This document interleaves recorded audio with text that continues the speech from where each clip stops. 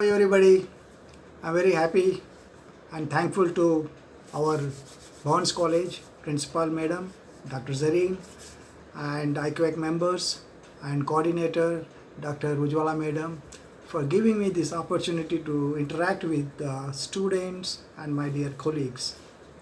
No need to tell again to give my introduction, but formality. I'm Dr. Rao, Dr. Narayan Rao, Department of English, would like to present online lecture with the subject called University Wits and William Shakespeare. How actually these university wits are very famous and more famous we can see the works of William Shakespeare. Before talking with regard to university wits, most of these writers are hailing from the University of Cambridge or University of Oxford. Christopher Marlowe, for example, Ben Jonson, Thomas Keard, John Lilly, Robert Greene, Thomas Nash, Thomas Lodge, and Robert Pillay, and many more. But among them, you can see the works of Christopher Marlowe, a fantastic works, marvelous and masterpieces of 16th century. If I recollect the works of Christopher Marlowe, Dr. Faustus, fantastic agreement bond between Mephistopheles, that is Satan, and Dr. Faustus, a German professor. Tamburlaine the Great, Jew of Malta, and Richard II, more popular plays, fantastic. After these writings, Marlowe was disappeared. But after that, series of books started coming in the name of William Shakespeare, and that name became more popular in English literature and more famous. Let me discuss the weaknesses that the characters have in William Shakespeare's plays. There are a number of characters, 37 plays he has written. So many I can't even recollect the number of sonnets he presented. And also several characters with several qualities and several weaknesses also. Now what, according to William Shakespeare, is that every person possesses a kind of weakness in the life, and that causes the consequences in everybody's life as becoming successful or to collapse. That is the formula. And a few weaknesses that I pursued personally after reading the works of William Shakespeare: ambition in the characters, suspicion, procrastination, greed, foolishness of old age also. These are the things are common we see, but every play gives us a kind of morality, a message that is very, very useful for every student. Or I'm telling you, actually this lecture is not just meant only for the literature students. It is for everybody, irrespective of art, science, commerce, even engineering also. But they must also have to have some kind of knowledge from the writings of William Shakespeare. He wrote all the books not for one age or one period or one time, but for all the times. These are the words from Ben Jonson. William Shakespeare is not made for one particular period. It is for coming periods also. That means we can understand. Let me talk about the weakness of a character that created by William Shakespeare is Macbeth, a famous tragic play. What was this is all about? Macbeth, a general and a protector of the country called Scotland. He is a personal god, bodyguard nowadays we call, of King Duncan. But what happens when he come across three witches those who tell him that he will be the king of Scotland. That witches, the three women witches, also finds his friend who is very next standing by Macbeth, Banquo, that his son will be the ruling the state of Scotland. Now see, this prophecy strikes to the mind of Macbeth, and he wanted to become a king. How he can become a king when already king is there? So he reveals this to his wife, Lady Macbeth, and they plan and they invite Duncan, King Duncan, to their castle, where they give a big feast, a party over throughout the night, and where Lady Macbeth drugs mixed wine served to the gods and the king. When they are sleeping in the fast sleep, the opportunity was taken by Macbeth and he murders. Of course, Lady Macbeth hides the bloody daggers, and later Macbeth declared himself as King of Scotland. But what happened? That guilt is there in his mind. Though he is King of Scotland, but he is plagued with insecurity as well as guilt feeling, and that he lost sleeps. Even he kills his best friend, supporter, Banquos, and his family members. And all this makes him something different personality. Lady Macbeth also loses her balance because there are very often conflicts between husband and wife because of whatever that happens. But why I'm trying to convince students and my fellow colleagues that ambition should not become over ambition, which will bring only catastrophic fall. So one should have a kind of restriction. I am here that self-contentment is very important for everybody's growth. Too much feelings and too much wants with lot of ambition will definitely bring some kind of catastrophe. Let me talk about another weakness of the character that created by William Shakespeare is Hamlet. Hamlet is what? Let me talk about first Othello. Hamlet is a young prince, we'll go later. Othello has what? Suspicion. Othello, a general, commander-in-chief of a European duke. But he has a very good friend by name Iago, and this fellow wanted to be his personal lieutenant. But Othello appoints a young European, young boy, Cashew, as his lieutenant, and that hurts the feelings of Iago, and he started planning to find some who or the other to create some problem for Othello. Othello generally he belongs to African continent. A black guy, huge built, very strong, and he's a black, but he is a protector as well as a great fighter, like a gladiator to win all the battles, and he was given very good position in European state. Duke was very much happy with his performances, but somehow Iago comes to know that there is a European girl by name Desdemona. She has a kind of affection towards Othello, and this Iago also belongs to European. When she meets and wants to marry Othello, Iago creates a kind of misunderstanding between Desdemona's father, stating that this fellow belongs to a dark country, Africa. So it is not match. It is not match because this is very fair and beautiful girl. How can?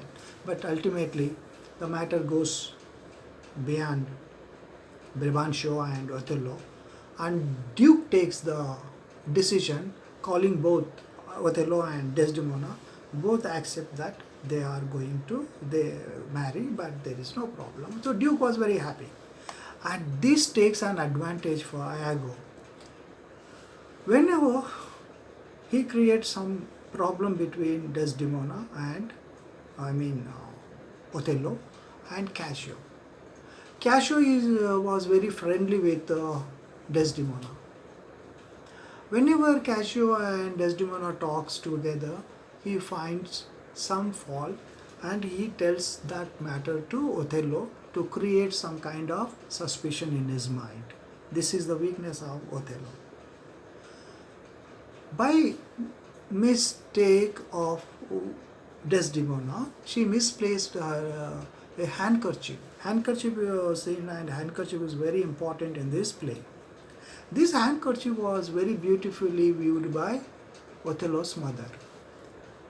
On her deathbed, she calls her son Othello and hands that handkerchief to Othello. Later, she passed away. After the marriage of Othello with Desdemona, the precious gift which was given to Othello from Othello's mother was given by Othello to Desdemona. That precious gift was misplaced by Desdemona, and that handkerchief was taken away by Iago's wife Emilia, and she kept that in her home. Now you can understand that Iago is an evil-minded character. He takes that advantage. He steals that handkerchief from Emilia and places in the pocket coat of Cashew. And he tells the matter to Othello. To prove that, he asks Othello to go and inquire about handkerchief where she kept, that is Desdemona. When Desdemona was asked by Othello, she don't recollect where she kept that. Later he come to know that the handkerchief was with Cashew. Now it is clear that there might be some illegitimate or some kind of affair, and this causes a catastrophe again of Othello and Desdemona. Othello kills Desdemona because she was not faithful to him. Later, Emilia came on the scene and she explains everything to Othello. Look, Desdemona is a faithful, fair and innocent. This is all created misunderstanding by Iago. He is the responsible for all this catastrophe. He must be punished. This is how she is trying to tell to Othello. Then comes the matter after murder of Desdemona. He has no chance of surviving.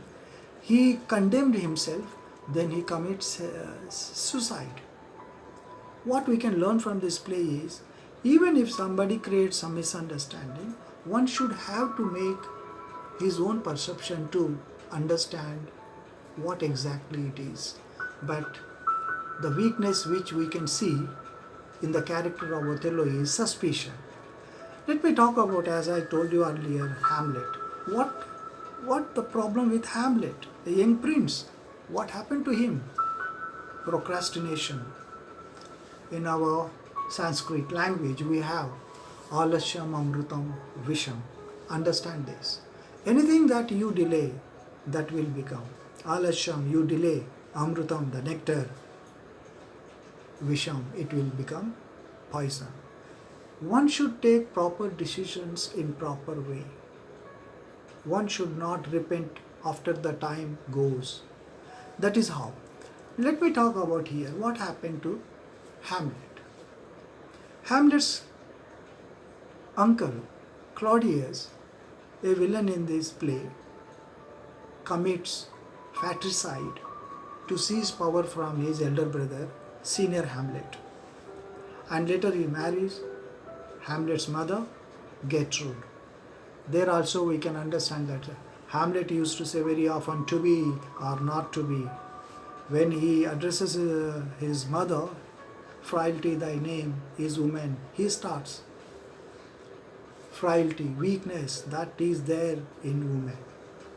And when we talk about John Milton's Paradise Lost, how you taste the forbidden fruit, that is an apple from the, that is all restoration period thing. I will discuss in the next video. Let me complete this. Here, Hamlet gets opportunities to take the revenge, but he cannot. He goes on, delays taking action. His father ghost appears and tells him, take action, take revenge. But he goes on, delays. During all this delay, he lost his mental balance. He lost his beloved Ophelia. He lost himself, and later at the end, he was killed, and he kills Claudius, and Laertes, brother of Ophelia, also. Ophelia also drowns in the water. Gertrude also, by mistake, she drinks the poisoned wine that is meant for Hamlet, prepared by Claudius. All at the end of the play, what we can see is every important character comes to an end. It's a tragic play, lot of bloodshed. But ultimately, William Shakespeare wanted to tell us, yes, he would have taken proper decision at a time. He would have avoided so many lives, but Hamlet could not. But ultimately, because of this procrastination, delay in taking decisions, delays forever his life. Now the other fourth one I am going to discuss is foolishness of old age. Old age also matters. Sometimes in old age, people take some wrong decisions. One such king is there, King Lear, a famous play, tragic play it is also, written by William Shakespeare, King of England. He is about 70 to 80 years old, very experienced king of England. Now he wanted to retire, he wanted to abdicate as well as retire from the service as a king, and wanted to divide his entire England into 3 parts because he has 3 daughters. Daughter number 1 is Goneril, second one is Regan, third one is Cordelia. All of a sudden in the court, he calls a meeting of all the subordinate kings, dukes, everybody. He announces that I am going to divide my entire kingdom among my 3 daughters, Goneril, Regan, Cordelia. But before doing this, I ask myself to my each daughter to come on the stage and talk about me. And here first and the elder one daughter, Goneril, takes an advantage of expressing her love with regard to her father. She says, my father is great. I love my father as much as an ocean. The old man, old king, Lear feels great. Anybody can love comparably that ocean, but she speaks. Whether it is true or untrue, later we come to know. He feels great. The second daughter, Regan, also comes on the stage and, my father, I love you so much. So much means as much as the sky. Oh my God, can you remember? Sky. Can anybody measure? Impossible. Sky. Again this old king feels great. And he looks at third one, little daughter, Cordelia. She comes and says, my father, you are my father forever. I am here for you, to serve you. But after my marriage, the love I have to share with my husband. If I want to leave this place, How can I? Then this old king becomes angry. Who is this? How can you talk about this? Mend your statement. In the court, Earl of Kent appreciates the statement of Cordelia. He says, Master, King Leo, whatever she spoke is exactly 100% correct. But he was not happy. He banishes Kent as well as Cordelia from England. What happens? Burundi, Prince of Burundi was there in the court, and he supposed to get married with Cordelia, and he raised and to say, my king, I am not going to marry with Cordelia because she lost everything from her father. She is a dowerless. That means dowry was also practiced in the past, in 16th century. By the time Prince of France was there, he stands up and requests Cordelia, please join with me and I will take you to France as my wife. She goes with Prince of France. Kent was also banished. Few days after, King Lear divides the entire kingdom among Goneril and Regan. Both keep some time, and he wants to spend some time with each daughter. But he has very good servants and all other. He wanted to live lavishly, but Goneril keep on putting restrictions. She says that you don't require more servants. You should stay at one place. You cannot move here and there. He feels very bad. Later he goes to Regan, the other daughter. She also ill-treat him. He says after dividing entire property, both are not treating him well. So he feels in heart, my little daughter was very good, whatever she saw. I did a mistake. I banished her, and this is the crime which I have committed. Later, Cordelia came to know that her father was ill-treated and was sent somewhere in the forest. She wanted to take revenge, and she comes with her husband to fight with the sisters. But both sisters are very strong, and they defeat them, and they hand over Cordelia to a hangman to hang her. Goneril poisons Regan, and Regan also kills herself because of some misunderstanding. At the end, Cordelia was hanged, Goneril was killed, Regan was also. Every important character at the end goes down. Here in King Lear, one beautiful quotation I can remember. I think Kent used to say this: "Our flies wanton boys, are we to the gods? They kill us for their sport. Are we flies wanton boys? They kill us for their sport." He refers to God. Look at these, all characters are like flies. God as a wanton boy who plays with the lives of everybody. This is how I am trying to say. An old king must have taken a proper decision. But truth people don't accept sometimes, and finally they bring catastrophe. Now other plays also we have, like Merchant of Venice. When we talk about Merchant of Venice, important characters like Antonia, Shylock, Bassanio, Portia, and many other. The rivals, say overconfidence also matters here.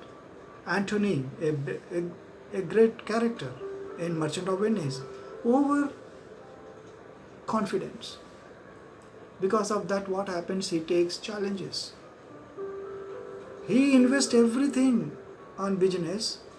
More than 16 ships he sent for a business. During that time, what happens? Bassanio comes to Antonio. He wants 1,000 gold coins. He wanted to marry Portia.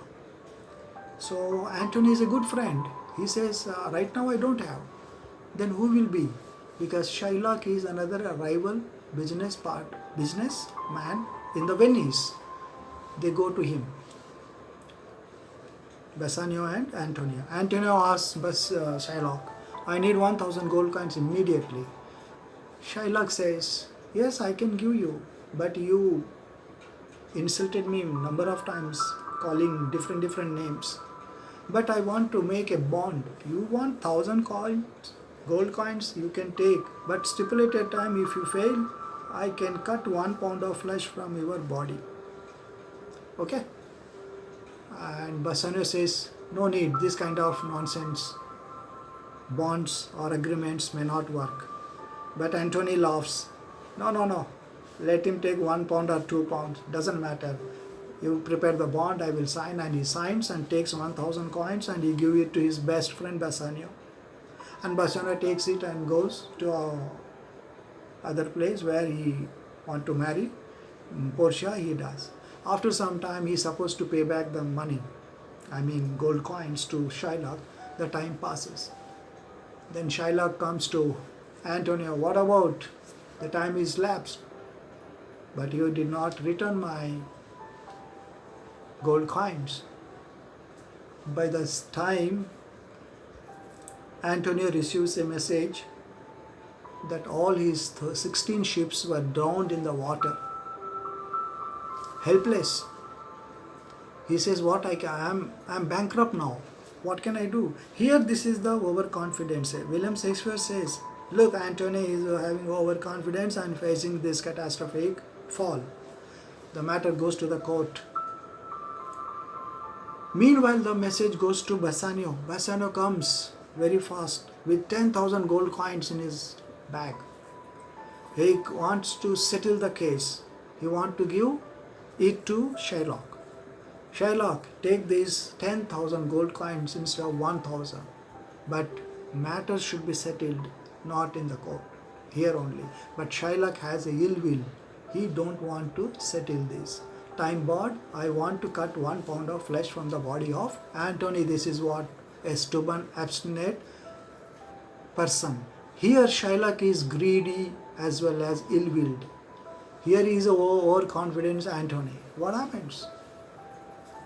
Court also sees that bond. Yes, bond must be executed. We don't have other option. Then meanwhile, a lawyer appears on behalf of Antonia. That is Portia disguised as a man. She talks with Shylock. Matter can be easily solved by exchanging for 1,000 to 10,000. But here Shylock is adamant. Then she says, fine, according to the bond, you can take 1 pound of flesh from the body of Antonia. Fine.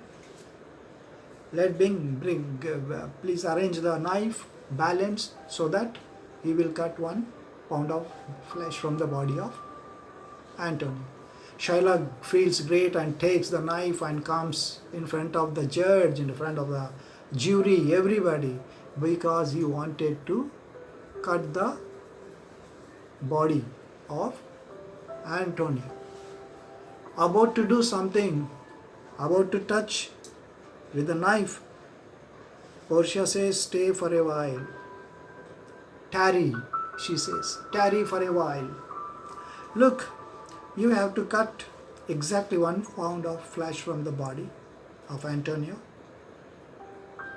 Whichever part that was not mentioned, cut 1 stroke. Ensure, second point, there should not be spilling of even a single drop of blood. Because in the bond, the blood was not mentioned, only flesh. You cut the flesh without spilling a drop of blood. Remember, exactly 1 pound, not more, not less, with 1 stroke.